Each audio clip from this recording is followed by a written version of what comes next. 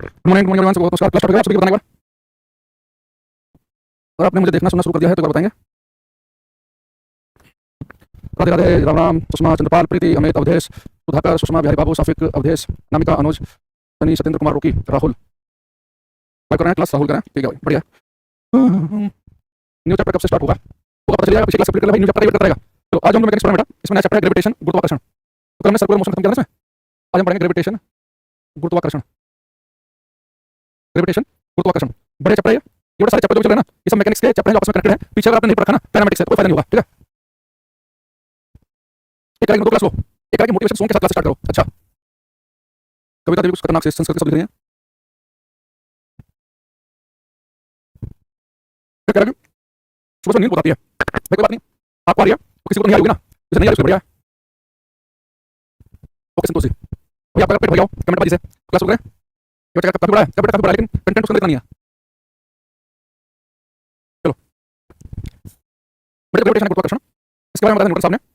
यहाँ पढ़ेंगे Newton's universal, Newton's universal law of gravitation. Newton का गुरुत्वाकर्षण का, न्यूटन का गुरुत्वाकर्षण का सार्वभौमिक नियम।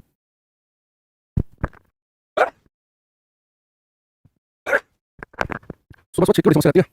सार्वभौमिक नियम, बड़े गुरुत्वाकर्षण का नियम है।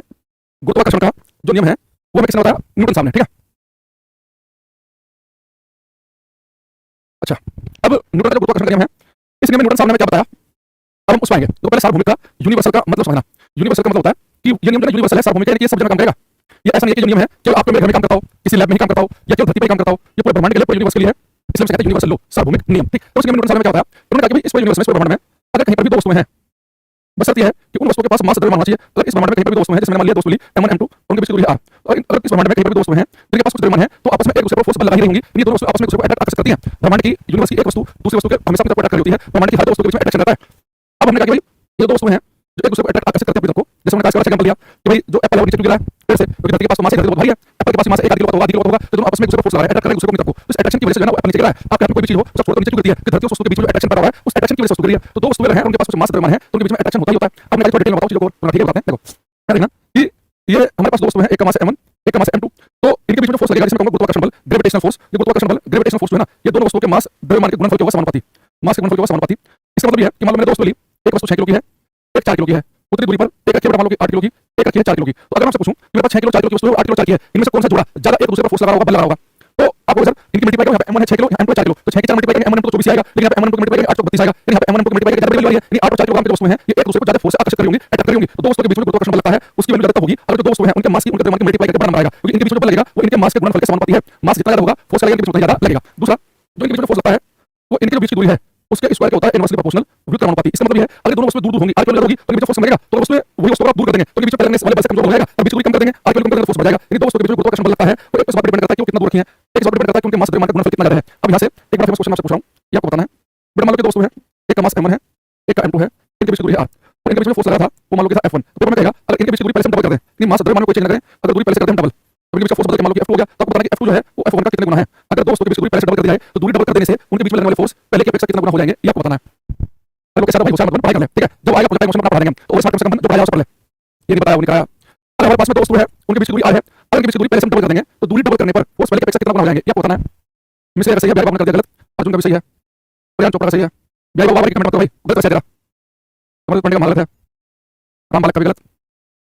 तो पहले जितने बच्चे यहाँ पे ध्यान से आपसे क्या इतनी बेसिक बात पूछी उसका आंसर सामने आपको लिखा हुआ है। मैंने कहा कि दो वस्तुओं के बीच दूरी डबल करने पर फोर्स पर क्या प्रभाव पड़ेगा, तब देखो कि दूरी डबल करने पर फोर्स पर क्या प्रभाव पड़ेगा, कि फोर्स दूरी पर डिपेंड कैसे करता है। देखो बड़ा फोर्स दूरी पर डिपेंड कैसे करता है, फोर्स जो होता है ये दूरी के स्क्वायर के होता है इनवर्सली प्रोपोर्शनल। अब आपने दूरी कर डबल, अब दूरी आपने डबल की तो दूरी का फॉर्मूला नीचे लिखा हुआ है ना, दूरी आपने डबल की डबल का स्क्वायर कितना 1/4, यानी फोर्स जो है वो पहले का 1/4 रहेगा। तो आपको इतना दिमाग तो वैसे भी लगाना था कि अगर आप दूरी को ज्यादा करेंगे, दूरी डबल करेंगे तो नीचे की वैल्यू बढ़ाएंगे तो ऊपर की बढ़ेगी, तो दूरी डबल करने से फोर्स कम होगा, मुझे बचेगा फोर्स 4 गुना हो जाएगा, 2 गुना हो जाएगा। मैं दूरी डबल करेंगे, दूरी बढ़ाओगे तो फोर्स की वैल्यू कम आएगी, तो जो F2 है वो F1 का 1/4 गुना होगा, यानी फोर्स पहले से 1/4 ही रहेगा। समझो? तो अगर दो वस्तुओं के बीच की दूरी पहले से हम डबल कर दें तो दूरी डबल कर देने पर फोर्स पहले का 1/4 1/4 रहता है। एक क्वेश्चन जो मैं आपसे पूछ लेता हूं, आपके हाथ दिक्कत लग रहा है कि पूछना पड़ेगा। देखो अगर मैं आपसे कहूं कि भाई मेरे पास में दो वस्तुएं हैं, इनके बीच की दूरी जो है वो r है, अगर इनके बीच की दूरी पहले से एक यही कर दिया जाए 1/3, तो दूरी 1/3 करने पर इनके बीच में लगने वाला फोर्स पहले से कितने गुना हो जाएगा, ये आपको बताना है। दूरी एक यही करने पर क्या होगा, कौन सा पेपर हो जाएगा कौन सा नहीं हो जाएगा, बच्चा पूछ रहा है, ये मैंने सबसे पहले क्लास में बता रखा है, ठीक है। तो यहाँ पे टाइम पास मत करो क्लास में।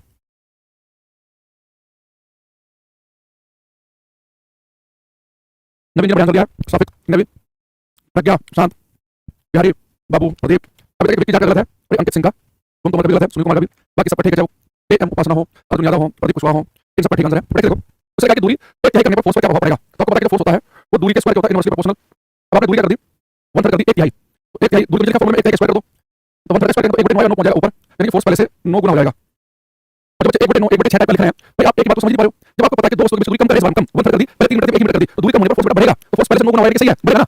पिछले क्वेश्चन में हमने दूरी बढ़ाई थी, तो दूरी बढ़ने पर फोर्स कम होना चाहिए, तो दूरी हमने कितनी दूरी 2 चाहता हूं, फोर्स 1/4, तो दूरी कम होने पर फोर्स कम होना चाहिए, दूरी कम होने पर फोर्स बढ़ना चाहिए। आप कम से कम एक दो ऑप्शन तो आपको पहले से मार्क करना चाहिए कि दो वस्तुओं के बीच दूरी ज्यादा करने पर उनके बीच फोर्स कम रह जाएंगे, कम आंसर होगा, दूरी कम करने पर फोर्स बढ़ जाएगा, ज्यादा आंसर होगा, है ना। तो अब क्या कर सकते हैं कि आप लोग बताने की गलती कर रहे हो, एक बात छोटी सी, आ जाओ। तो न्यूटन साहब ने बताया था कि दो वस्तुओं के बीच में बल लगेंगे, वो दूरी पर कैसे निर्भर करेंगे कि दूरी के वर्ग के व्युत्क्रमानुपाती स्क्वायर के अनुपाती प्रोपोर्शनल होंगे। यहां से हमें पता चला है कि दूरी घटने पर फोर्स बढ़ेंगे, दूरी घटने पर फोर्स बढ़ जाएंगे और बढ़ने पर घटेंगे, और एक फोर्स पे दोनों के गुणनफल होते हैं समानुपाती। मैं दोनों इक्वेशन को मिला दूं, from equation 1 and 2, from equation 1 and 2, बेटा फोर्स जो है किसके समानुपाती है, दोनों के द्रव्यमान के गुणनफल के, और दूरी के स्क्वायर के इनवर्सली प्रोपोर्शनल, ठीक है। अब इस समानुपाती को हटाएंगे तो कांस्टेंट आएगा, उसका g से, तो g m1 m2 upon r square, f equal to g m1 m2 upon r square, ठीक है। तो जब हम समानुपाती को हटाते हैं कांस्टेंट आता है, कांस्टेंट को हम g से लिखते हैं, उस g को कहा जाता है यूनिवर्सल ग्रेविटेशनल कांस्टेंट, सार्वत्रिक गुरुत्वाकर्षण नियतांक, सार्वत्रिक गुरुत्वाकर्षण नियतांक, सार्वभौमिक गुरुत्वाकर्षण नियतांक भी आप कह सकते हो इसे। बेटा सार्वत्रिक का मतलब होता है, यूनिवर्सल का मतलब होता है कैपिटल जी ना, ये यूनिवर्सल कांस्टेंट है, पूरे यूनिवर्स में, पूरे ब्रह्मांड में इनकी वैल्यू कांस्टेंट रहेगी पूरे यूनिवर्स में, ठीक है। अब जो कैपिटल जी है इसकी वैल्यू होती है 6.67 गुना 10 की power -11 Newton metre square upon kilogram square. बेटा कैपिटल जी का मान याद रखना, इसकी वैल्यू बहुत पूछता है। मैं अभी पेपर हुआ था रेलवे का टेक्नीशियन 3 का, दोबारा भी फिर आ गया फॉर्म, तो पहले न्यूटन के टेक्नीशियन 3 का पेपर हुआ था ना रेलवे का, कम से कम 4 से 5 सेट में पूछा कि कैपिटल जी का मान क्या होता है, किसी में इसका मान तक पूछ लिया, इसमें वैल्यू पूछ ली, तो कैपिटल जी है गुरुत्वाकर्षण नियतांक, इसका मान है 6.67 गुना 10 की power -11 Newton metre square upon kilogram square. ये डेस्क का है बीच में कि अलग दिखाने के लिए Newton metre square upon kilogram square. ये बेटा 9.8 मतलब है ना, जी के 9.8 तो स्मॉल जी होता है, स्मॉल जी में क्या बताया था आपको याद हो, स्मॉल जी के 9.8 मुझे बता रही थी कि जब उसको धरती पर छोड़ेंगे तो उसकी स्पीड हर सेकंड 9.8 बढ़ती जाएगी। इस चैप्टर में आएगा स्मॉल जी डिटेल में, वहां पर डिटेल हमने यहाँ पर डिटेल में पढ़ेंगे। यहाँ पे कैपिटल जी ने कांस्टेंट है, पाई कांस्टेंट है, 22/7 वैल्यू होती है उसकी, 1022/7 होगी, ऐसे कैपिटल जी यूनिवर्सल कांस्टेंट है, इसकी वैल्यू समय के साथ नहीं बदलती, ठीक। दूसरी चीज इसका मतलब याद रखना, इसकी वैल्यू याद रखनी है। दूसरा बेटा कैपिटल जी मैंने क्वेश्चन लिखा, इसे क्वेश्चन आता है पेपर में, जो गुरुत्वाकर्षण नियतांक है कैपिटल जी, इसका मान किसने कैलकुलेट किया। तो बहुत सारे बच्चे सोचते हैं कि कैपिटल जी तो मैं न्यूटन के नियम में देखा था, F = g m1 m2 r square में, तो बच्चे सोचते हैं कि ये जो वैल्यू न्यूटन सामने आती होगी, सही है, ये वैल्यू न्यूटन के ये फॉर्मूला बताने के बाद, ये नियम बताने के भी 100 साल से भी ज्यादा के बाद में वैल्यू कैलकुलेट की, 100 इयर्स के बाद में ये वैल्यू कैलकुलेट की थी, किसने कैलकुलेट बताएगा, ये मान किसने किया कैपिटल जी का, कैपिटल जी का मान याद किया हेनरी कैवेंडिश साहब ने। ये नाम आप केमिस्ट्री के अंदर भी सुनोगे, हेनरी कैवेंडिश, इन्होंने हाइड्रोजन की खोज भी की है। तो हम लिखेंगे the value of capital ji was calculated by Henry Cavendish. Capital G का मान हेनरी कैवेंडिश ने ज्ञात किया था। सिंगल मैंने सही आंसर दिया था क्वेश्चन का, हेनरी कैवेंडिश, चंद्र अभिषेक, सही है, कैवेंडिश पूरे स्पेलिंग में सी है ना कि हेनरी कैवेंडिश ने ज्ञात किया था, ठीक है। अब एक चीज देखना, इसमें अगला क्वेश्चन पूछने वाला हूं, ये एसएससी के सीपीयू में भी रखा है, बेटा F = g m1 m2 r square. ये जो फॉर्मूला है, ये फॉर्मूला हर ऑब्जेक्ट के लिए एप्लीकेबल नहीं है, ये फॉर्मूला हमेशा आंसर सही आएगा। ये फॉर्मूला तभी एप्लीकेबल है अगर दो ऑब्जेक्ट आप ले रहे हैं, जो दो वस्तु आप ले रहे हैं, उनका साइज बिल्कुल पॉइंट के बराबर होना चाहिए, बिंदु के बराबर होना चाहिए। ये जो फॉर्मूला पॉइंट ऑब्जेक्ट के लिए वैलिड है केवल, यानी ऑब्जेक्ट का साइज बिल्कुल बिंदु के समान हो। आप लोग कैसे बात करो, ये फॉर्मूला धरती और सूर्य के बीच में लाते हैं, ये फॉर्मूला आप लोग पॉइंट ऑब्जेक्ट के लिए पार्टिकल साइज बिल्कुल पॉइंट के बराबर हो, या आप बड़े ऑब्जेक्ट के बीच में ला सकते हैं, आप इसे गोलाकार पिंडों के बीच में ला सकते हैं, धरती चांद के बीच में भी, तो गोलाकार पिंडों के बीच में ला सकते हैं, उनके बीच दूरी बहुत ज्यादा हो। अब सोचो धरती और सूर्य, इनके बीच की दूरी है 15 करोड़ किलोमीटर, तो 15 करोड़ किलोमीटर के सामने इनके साइज को बिल्कुल पॉइंट के बराबर मान सकते हैं। तो ये फॉर्मूला जो है ये पॉइंट साइज ऑब्जेक्ट के लिए वैलिड है, या फिर आप इसे गोलाकार पिंडों में ला सकते हैं, बस शर्त ये है कि उन पिंडों की दूरी इतनी ज्यादा होनी चाहिए कि उस दूरी के सामने इनके साइज को हम नेगेटिव मान सकें, ठीक है। अब देखेंगे this formula is valid for point masses. This formula is valid for point masses or spherical bodies if distance between them is very large. Hindi में लिखेंगे, यह सूत्र बिंदु द्रव्यमानों के लिए वैध है, यह सूत्र बिंदु द्रव्यमानों के लिए वैध है, या गोलाकार पिंडों के लिए भी यदि उनके बीच की दूरी बहुत अधिक हो।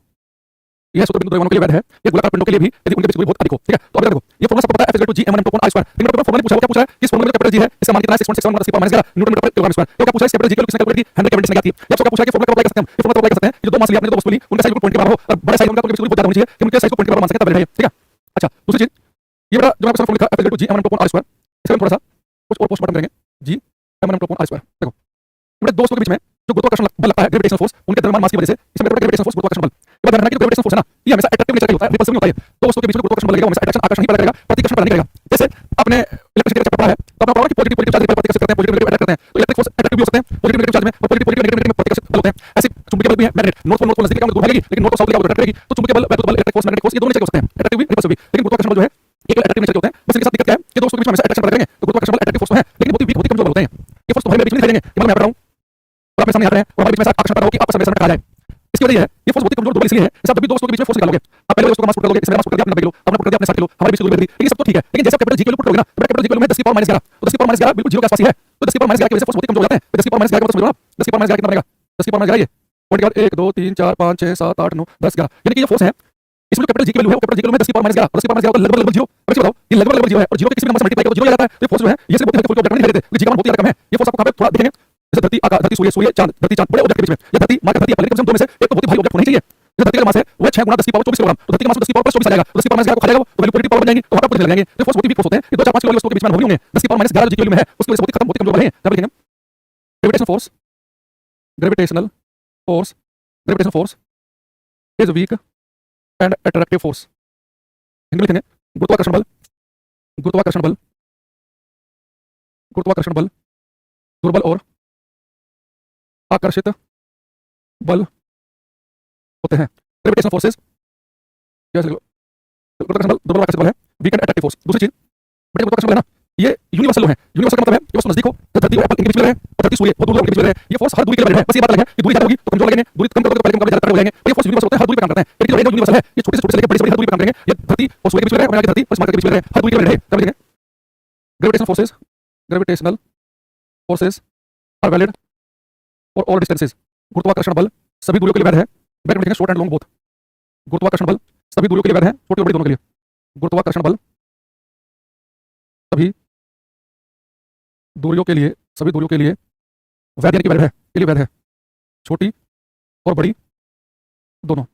मैंने आपको इलेक्ट्रिसिटी चैप्टर नहीं पढ़ा अभी, जब मैं आपको इलेक्ट्रिसिटी चैप्टर पढ़ाऊंगा तो वहां पर एक चीज आएगी कि इलेक्ट्रिसिटी चैप्टर में या न्यूक्लियर फोर्स नाभिक पढ़ाऊंगा मैं, तो वहां पर मैं आपको दिखाऊंगा कि यूनिवर्स का सबसे स्ट्रांग फोर्स है ना, वो तो न्यूक्लियर फोर्स नाभिक, जो न्यूक्लियस नाभिक के अंदर लगता है, प्रोटॉन न्यूट्रॉन को पकड़ करता है, और जब न्यूक्लियर फोर्स नाभिक जब आपको बताऊंगा ना, तो बताऊंगा कि न्यूक्लियर फोर्स बहुत ही शॉर्ट रेंज वाला फोर्स होता है, वो केवल न्यूक्लियस नाभिक के अंदर लगता है, उसकी रेंज बहुत छोटी है, जबकि गुरुत्वाकर्षण बल जो है ये सभी दूरियों के लिए वैध है, ये छोटी हो चाहे बड़ी हो सब प्रकार की दूरी पे काम करेगा, तो अगर आपको पूछे कि सबसे कमजोर कौन सा यूनिवर्स है तो गुरुत्वाकर्षण बल, सारे में लिखना चाहते हो लिख लेना, ये सबसे स्ट्रांग फोर्स होता है न्यूक्लियर नाभिक के होता है।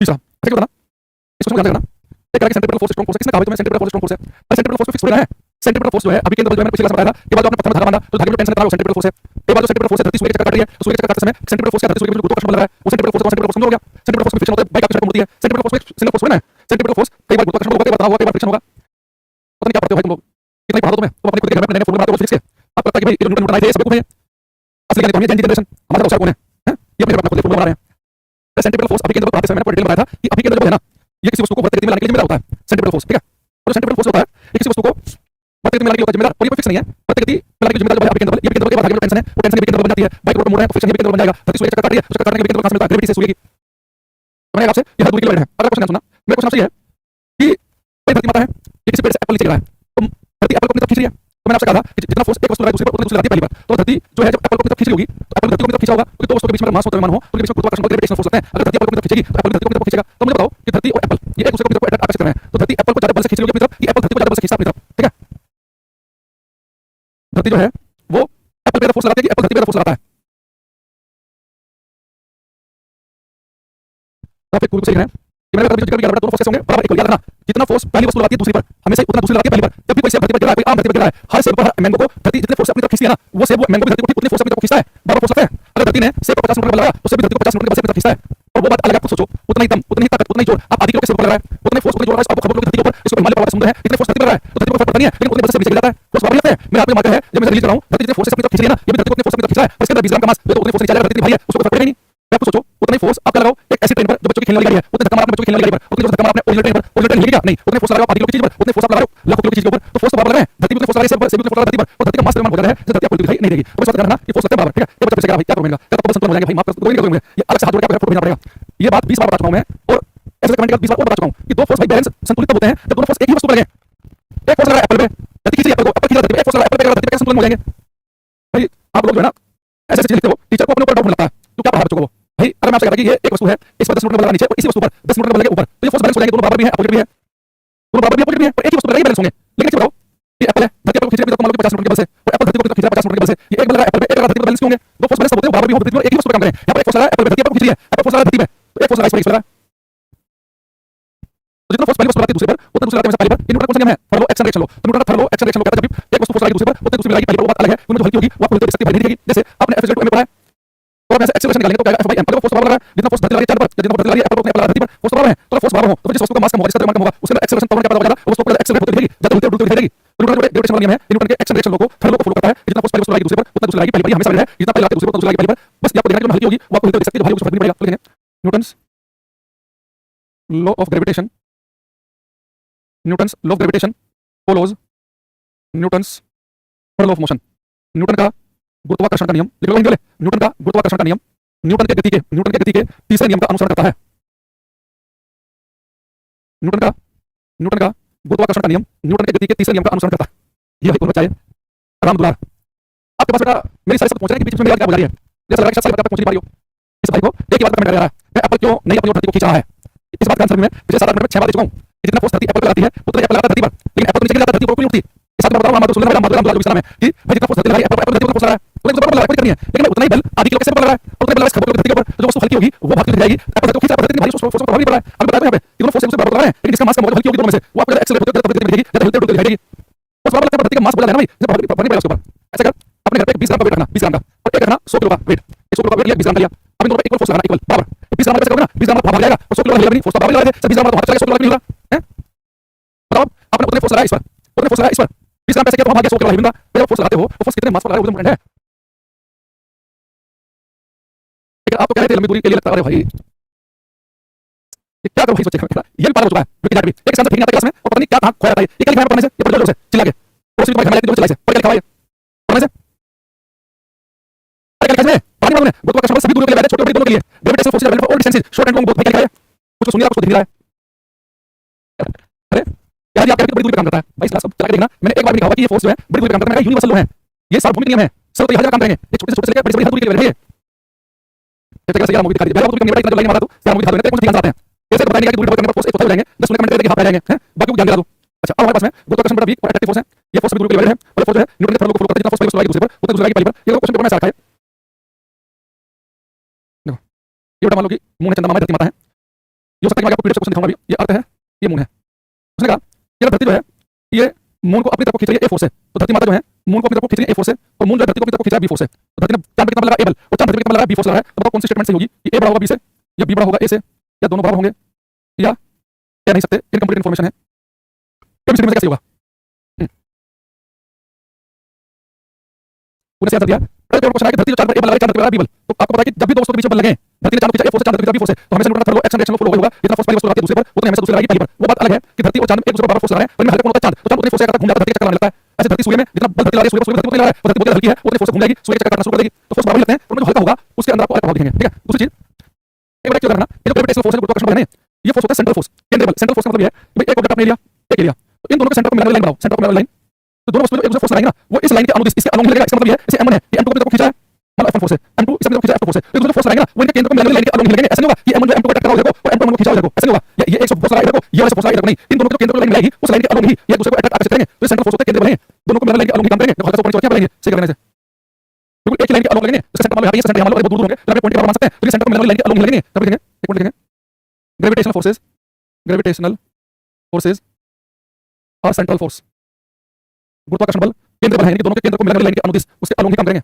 गुरुत्वाकर्षण बल सेंट्रल फोर्स है, केंद्रीय बल है।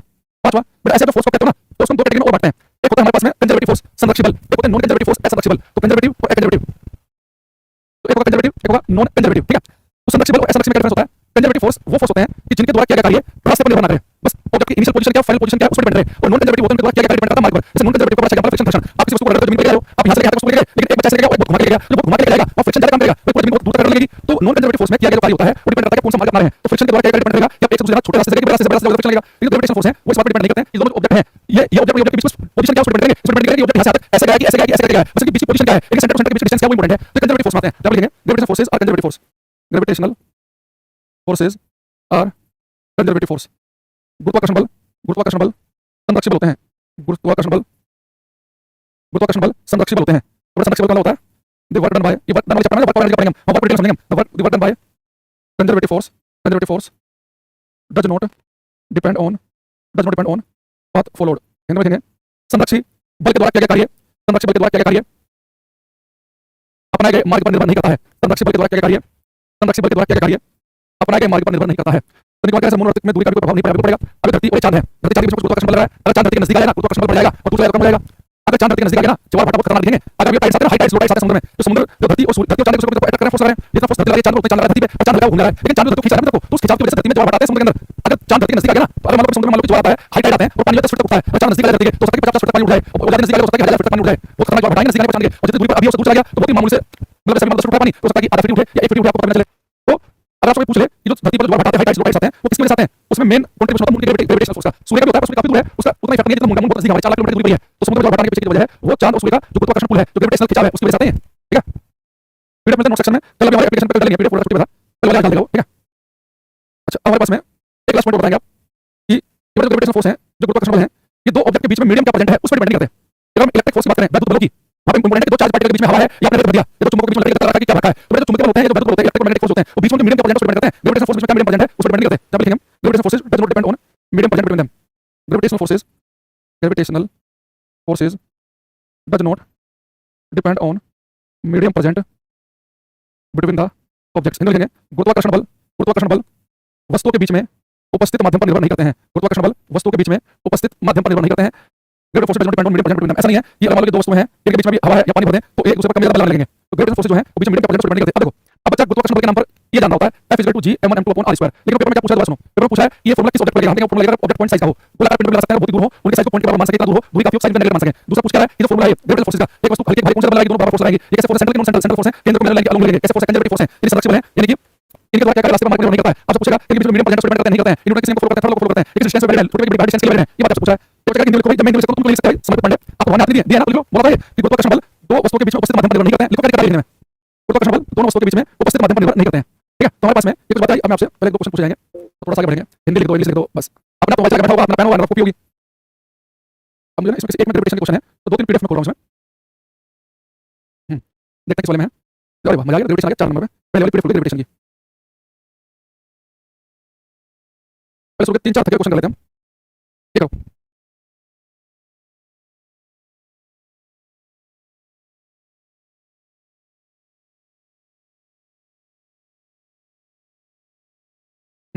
इसने कहा कि दो द्रव्यमानों के बीच की दूरी कर दी जाए तो उनके बीच गुरुत्वाकर्षण आकर्षण होगा। तो ये देखो, ये क्वेश्चन की लैंग्वेज दिखाने के लिए मैंने आपसे पूछा है। तो दो वस्तुओं, दो दोनों के बीच दूरी का डबल करने पर उनके बीच का गुरुत्वाकर्षण आकर्षण कितना हो जाएगा। गुरुत्वाकर्षण बल होता है वो दूरी के स्क्वायर के प्रोपोर्शनल होता है। दूरी डबल करेंगे तो नीचे लिखा, दूरी का स्क्वायर डबल करेंगे तो फोर्स एक चौथाई रहेगा, 1/4 रिड्यूस टू 1/4। अगला है गुरुत्वाकर्षण का सार्वभौमिक नियतांक। तो ये स्क्वायर कितनी होती है, 9.8 बता देना। यूनिवर्सल कांस्टेंट होता है कैपिटल जी, 6.67 × 10 की पावर -11 न्यूटन मीटर स्क्वायर पर स्क्वायर। मैंने पूरा लिखा है, उसमें टाइम खराब नहीं कर रहा हूं। सब क्वेश्चन नंबर लिखना साथ में। The value of universal constant was determined by, इस साल डिटरमाइन की थी हेनरी कैवेंडिश ने। ईयर भी लेना, हेनरी कैवेंडिश ने इन 1798। तो कैपिटल जी का मान है हेनरी कैवेंडिश ने 1798 में क्या किया था। देखो न्यूटन ने जो नियम दिए थे अपने, वो दिए थे 1687 में। नियम दिया न्यूटन अपने 1687 में, 1687। और कैपिटल जी का मान उसके भी 111 साल के बाद हेनरी कैवेंडिश ने क्या किया, 111 साल के बाद। अगला है हेनरी कैवेंडिश ने 1766 में किसकी खोज की, बेटा 1798 में जो है वो तो कैपिटल जी का मान खोजा, और 1766 में हाइड्रोजन की खोज। मैं कहता हूं हेनरी कैवेंडिश केमिस्ट्री में आता है, हाइड्रोजन की खोज की उन्होंने। ये क्वेश्चन करना,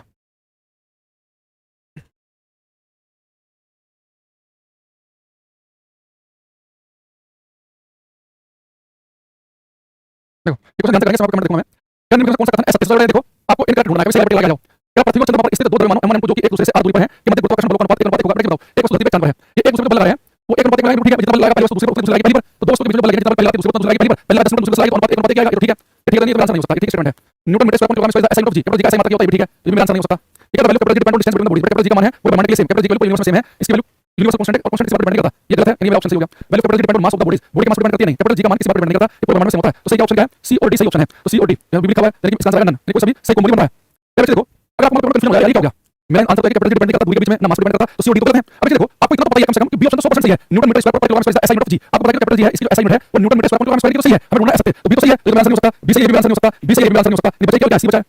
तो ऐसे कंफ्यूज कर देता हूं मैं, तो जहां पर बी हो तो आंसर हो नहीं सकते, क्योंकि ये तो मुझे पता ही है कि 100% कैपिटल जी का मान है वो था 6.61 × 10 की पावर -11, और इसका मात्रा मैंने आपको 2 दिन बता दिया कि न्यूटन मीटर स्क्वायर पर किलोग्राम स्क्वायर, यानी बी स्टेटमेंट तो करेक्ट है, 100% करेक्ट है बी स्टेटमेंट। हमें ढूंढना है इनकरेक्ट के बारे में, ये करना। क्वेश्चन नंबर 22 करो। ये बच्चा गुरुजी चिन्ह और गुरुत्वाकर्षण की खोज किसने की, पता नहीं भाई, क्या लिखा, तुमने तो नाम भी पहली बार सुना है।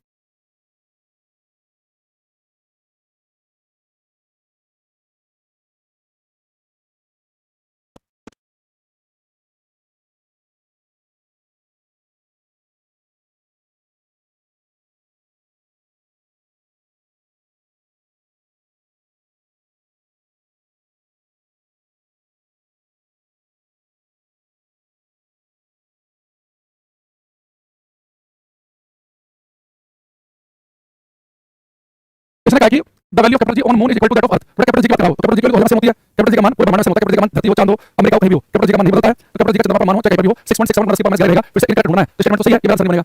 26.68 10 की पावर माइनस 11 न्यूटन जो फोर्स है वो 2 पॉइंट मास से 2 किलोग्राम के 1 मीटर दूर है। अब निकाल के देखो। F इक्वल टू होता है G m1 m2 upon r square. तो जी की वैल्यू कितनी है 6.67 10 की पावर माइनस 11। पहला मास 2 किलोग्राम, दूसरा 2 किलोग्राम है, बीच दूरी 1 मीटर स्क्वायर कर देंगे। तो यहाँ पे सोल्व करने तो ये आएगा 26.68 10 की पावर माइनस 11 न्यूटन। तो बी वाला स्टेटमेंट भी सही है। तो ये भी हमारा आंसर नहीं हो सकता, हमें तो ढूंढना है। The value of G on 16 on moon as compared to that of earth। चांद जी का चंद्रमा मान पृथ्वी के मान का भाग है, बिल्कुल कैपिटल जी की वैल्यू से होती है। एक स्टेटमेंट है। जी की वैल्यू चांद पर 1/6 होती है, स्मॉल जी है, जिसका मतलब आगे चल के कैपिटल जी पर ब्रह्मांड से रहता है। Force is inversely proportional to the square distance between two bodies. बल दोस्तों के बीच दूरी के वर्ग के विकर्ण दूरी के वर्ग के विकर्ण सही है। तो मेरा आंसर नहीं होगा। तो केवल सी स्टेटमेंट सही है जो यहाँ लिखा डी में। इसका आंसर डी ऑप्शन। जितना ऑप्शन डी लिखना चाहिए जब सीख रहे हैं अमित मजुमदार समर्पित पांडे गलत है, क्योंकि जानकारी गलत है। ठीक है, तो इसका आंसर हमारे पास में मैं उसने कहा कि इनकरेक्ट ढूंढो। तो आप ये बताइए इसी ऑप्शन को बताओ डी करना है। दो बल दोस्तों के बीच दूरी के वर्ग के विकर्ण नहीं है, इनके बीच दूरी के स्क्वायर के वर्ग के इनवर्सली प्रोपोर्शनल विकर्ण अनुपात। ठीक है, आप डी को गलत में लिखा हो भाई। इनकरेक्ट ढूंढना है, इनकरेक्ट ऑप्शन है यहाँ पे, बिल्कुल पहले से है, बस एक ऑप्शन चेंज है इसमें। ठीक है ना। उस्मान राजेश कुमार प्रजापति, रिंकू गुप्ता, अमन मनीष, तो भैया